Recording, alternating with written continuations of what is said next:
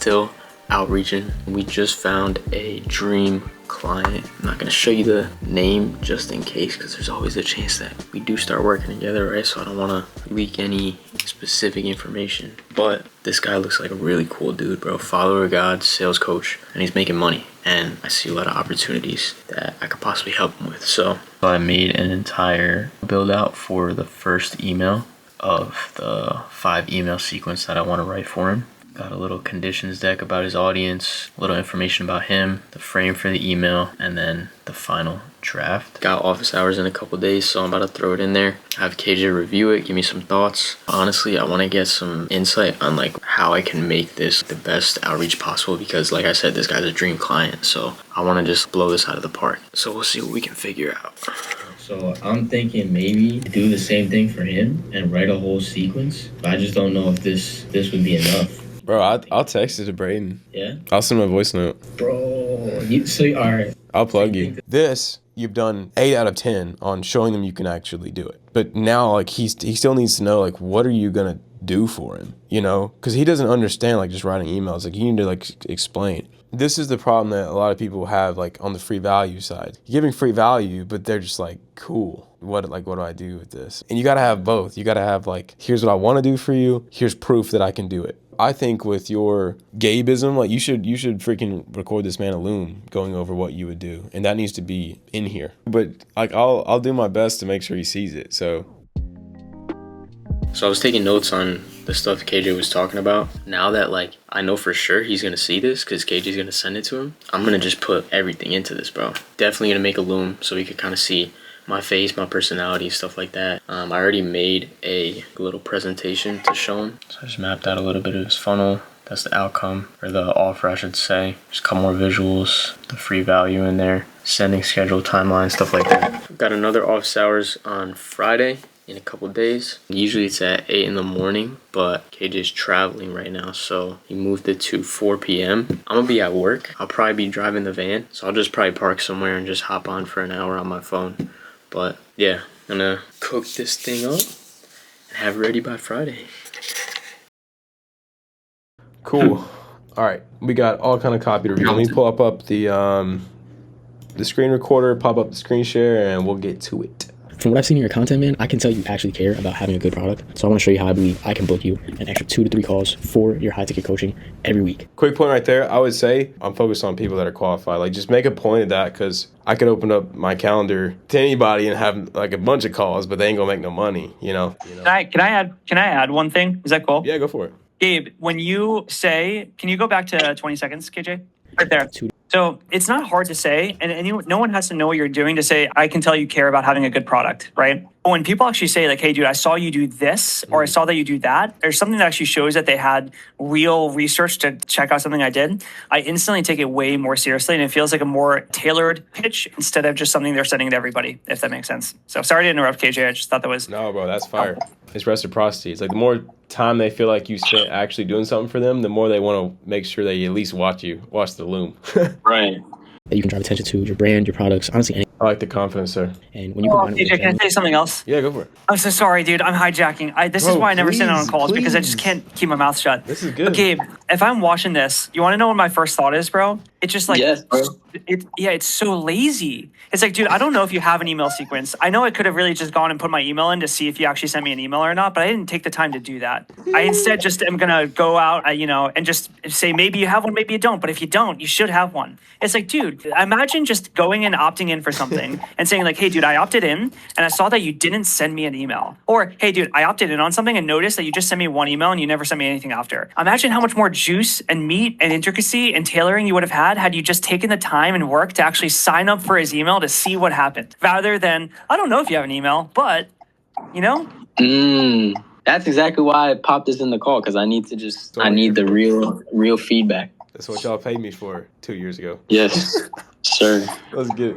And with 2 to 3 calls per week, bro, depending on what you're charging right now, that's potentially an extra 15 to 20K a month in revenue just from implementing this. I thought you did a really good job there. Most people really struggle with saying the benefits without just putting them on the page and reading it off. I thought you crushed that. I gotta say something again. Bro, please, I got Paul, you. roast Okay. this man, bro. I want you to you're imagine getting something the for a second, right? Exclusive Imagine, package. imagine people pay good money for my advice. I'm People giving pay it a to you lot for of money, bro. not You free, get but a car for free. I know. So I want you to play out two scenarios, bro, and pretend you're hitting me up for a second, right? Which one do you think is going to stand out to me more? Which one do you think I'm going to pour more time into listening to? Message number one: someone reaches out to me and says, "Hey, dude, I don't know if you have email or not, but if you don't, you should.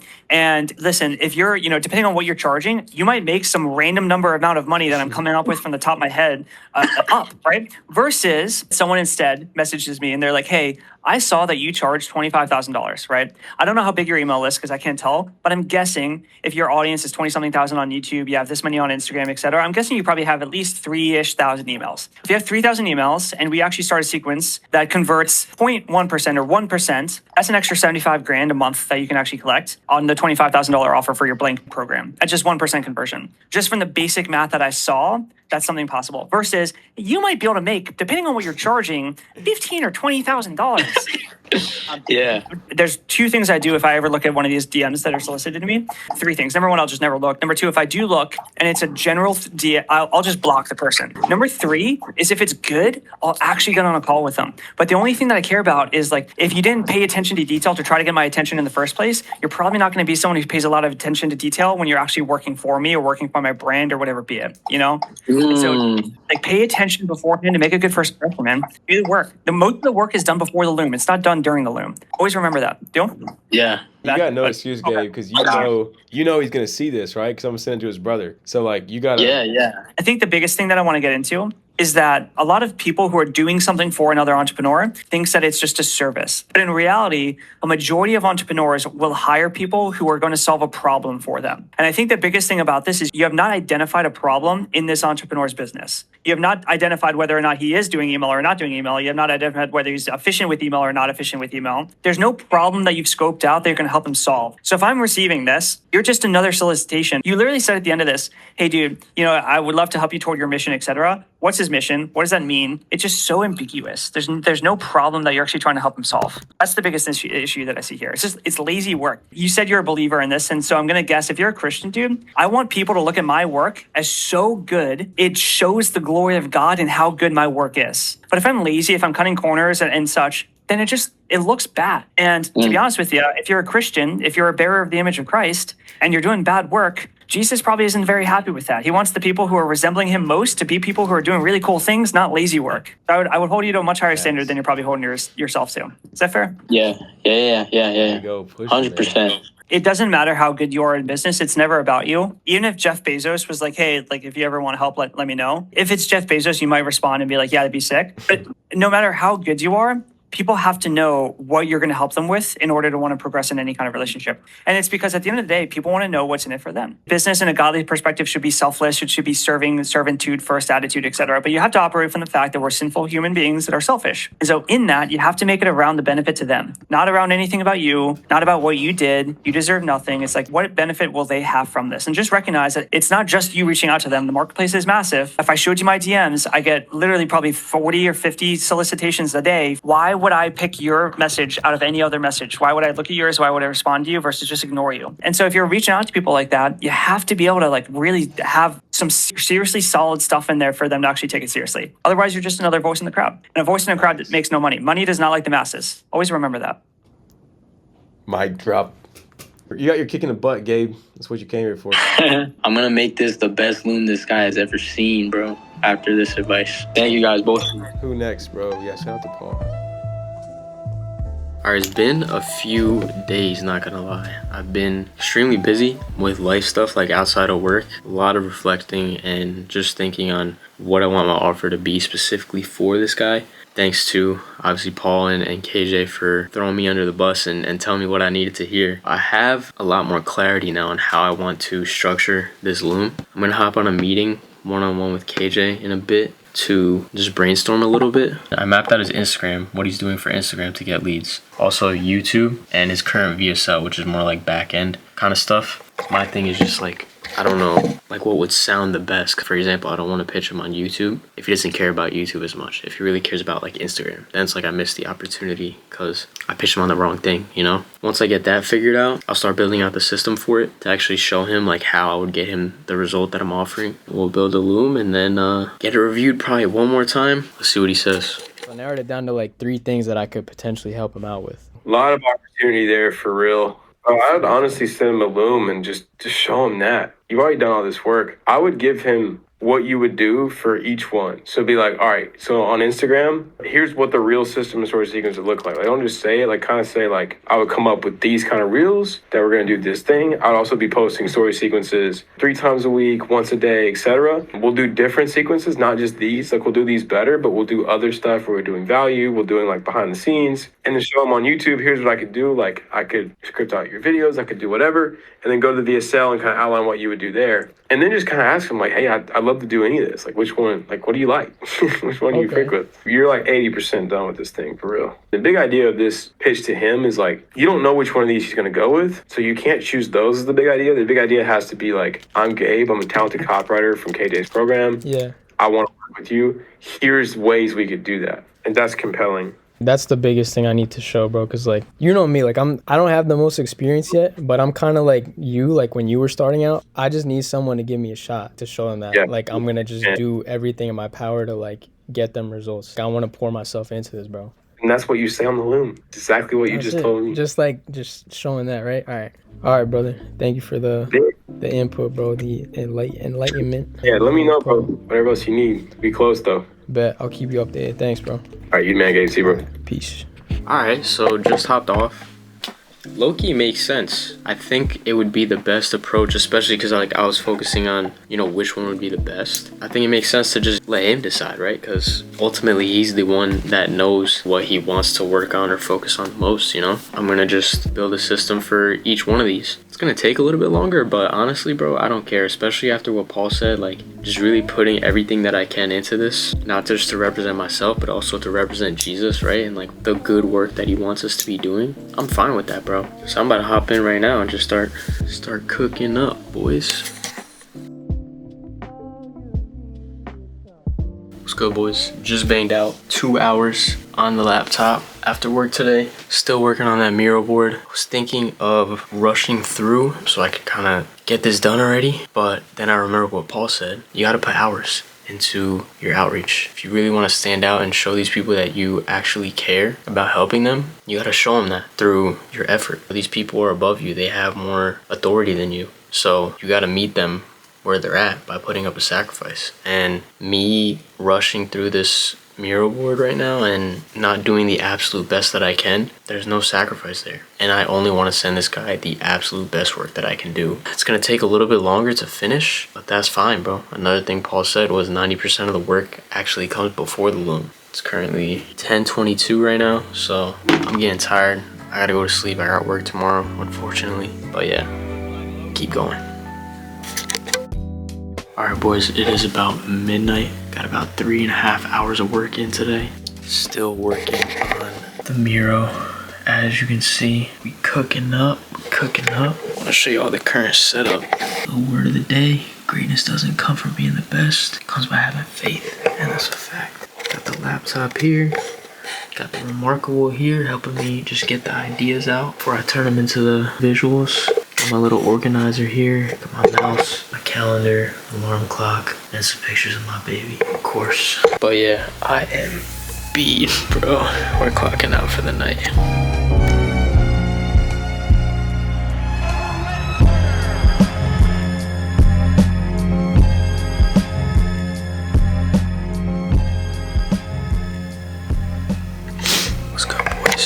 Thursday now, cooking up the last part of this loom. These are 3 different offers. So for each one, I just started out in the Remarkable, just like writing out, jotting down some ideas, really like fleshing it out. So then I have something that I can actually bring into the Miro board. So I already have like an idea of what I want to, you know, put down. It makes it easier instead of just going on to like a blank page, you know. A little bit later, and we finally finished the Miro board. It's time to make the loom. My head is pounding, bro. I'm not gonna lie. I need to sleep. But the call's at 8 a.m. tomorrow. I'm not gonna have time to work on it when I wake up in the morning. That's why I'm trying to just bang this out now. Just have like a baseline, just something to work with. I'm gonna have this right up next to the video so I can remember everything that I want to say while I go through this. Let's see how many tries this takes.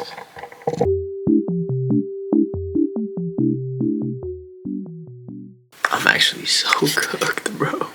Only took 1, 2, 3, 4, 5 tries. So just under 2 minutes. So 0.5 is probably like a minute and a half, which is like perfect. Lastly, back end, obviously, we know what the goal is here, right?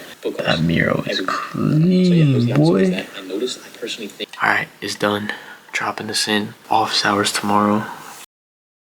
All right, Gabe. But honestly, I'm reaching out because I want to work with you. You know, it's really nice to see another Christian coach in the info space. And as a believer myself, it's my mission to collaborate with guys just like you and honestly just do good work. So I mapped out a few opportunities I saw in your funnel. Love that. I don't have anything to say about that. Also, bro, shout out to Paul for roasting you. Do you see the difference in one frame? If you send this to me versus just saying, hey, I don't know if you have an email thing or not. Like, this is like way... I look at this and I'm like, dang, bro did some serious work. Yeah, compared to my first one, bro, like this just looks like I actually looked at his stuff. Yeah, bro. Sometimes it's that simple. But also, and a lot of people will think, what if bro doesn't respond? What if he doesn't see it? Okay, so freaking what? You know how much you probably learned doing this, Gabe? And you probably had fun. This looks like you had fun, bro. It was fun. I just got a Remarkable too. That's been the process. I just been like dumping in the Remarkable and then taking it into Miro. It's like addicting, bro. I'm not gonna lie. So yeah, I don't even care. I just had fun making it. I got better, smarter. That's a win for me. Yeah. So I built a system to 2 to 3x those combos with qualified leads who are ready to pay you. You can pause this if you want to check it out yourself. But bro, I love it. I love it. I would shoot this to him. I don't think there's. I don't think that's gonna change anything really. Get bro's attention, get a conversation going, and just show him that you're who he's looking for. Which I think this does a phenomenal better job than the previous one. I was supposed to be at work 30 minutes ago, but I'm gonna go in late because I'm trying to finish this. Gotta take some notes on the recording real quick, and then we're gonna just wrap this thing up.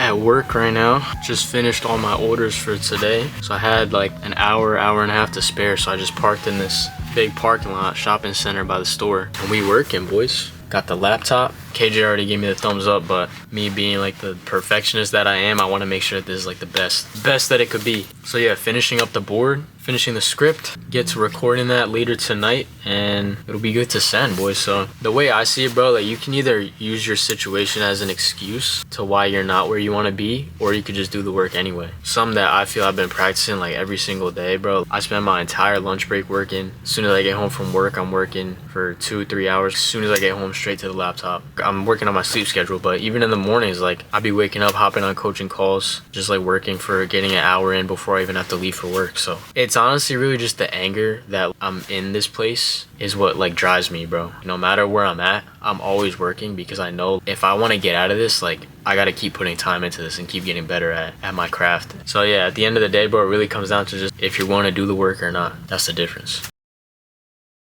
Alright boys, at my girl's house, we just finished polishing up this Miro board. We better record this loom real quick, and then it'll be ready to send out, bro.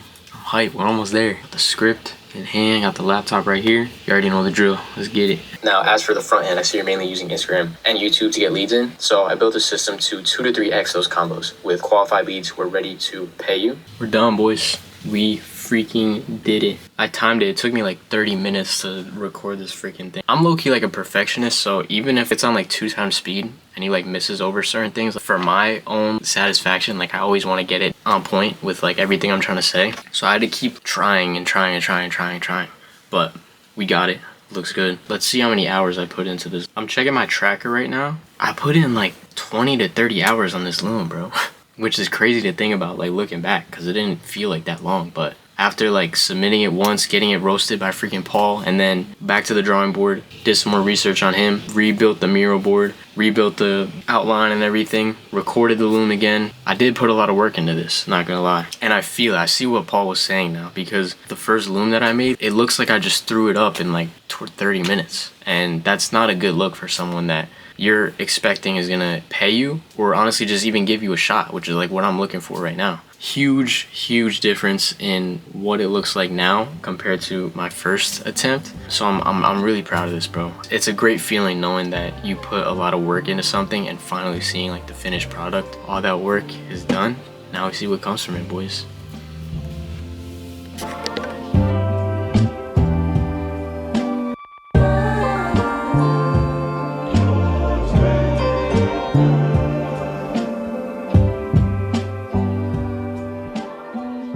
Boys, it is January 12th, a very special day today. And it is a very special day because it's the day I'm sending the outreach. Got KJ's number pulled up on my phone, about to text him. And after I press that button, it's out of my hands, bro.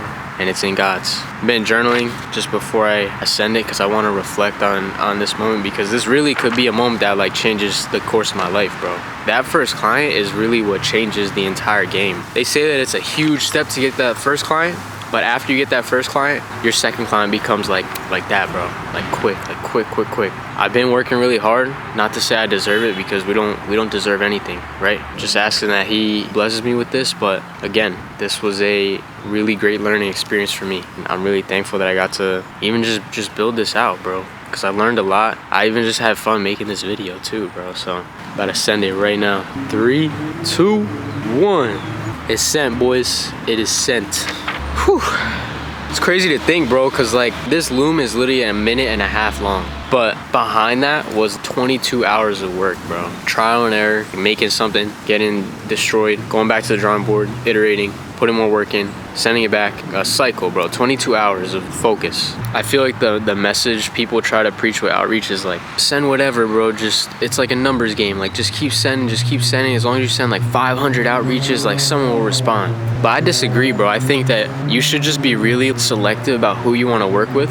Look for people that match with your values and what you stand for. Because at the end of the day, bro, you want to work with someone that you like, right? Yeah, money is a huge part of it. That's like why we're all getting into this, right? But you want to work with people that you can actually see yourself being friends with. You know, it's gonna make it so much more enjoyable. You're both gonna work so much harder. And then thanks to Paul, I now see every outreach as you're representing Jesus. Do good work, bro. You want to do everything in full. If you choose to represent him, then you want to do the absolute best work that you can do, because that's what he wants from you, bro. If you feel called to be in business, then you gotta just pour your heart out, bro. And he'll reward that. He'll bless that. I truly believe that. He's definitely gonna see it. It's just a matter of if he likes what he sees. So I'm gonna close this one out, boys. But thank you guys for watching. I'm gonna keep working. You guys keep working. Let's keep working together. God bless.